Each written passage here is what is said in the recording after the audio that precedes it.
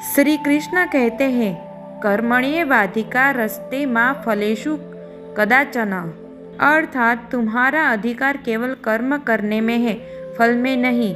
बिना लालच और बिना डर के अपना कर्तव्य करो, सफलता असफलता में समान रहो।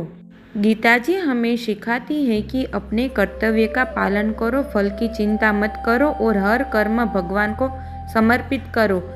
गीता जी के 5 मुख्य संदेश है। कर्मयोग, आत्मा अमर है, भक्ति और समर्पण, मन पर नियंत्रण, धर्म का पालन।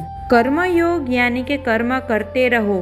श्री कृष्ण कहते हैं, कर्मण्येवाधिकारस्ते मा फलेषु कदाचन। अर्थात तुम्हारा अधिकार केवल कर्म करने में है, फल में नहीं।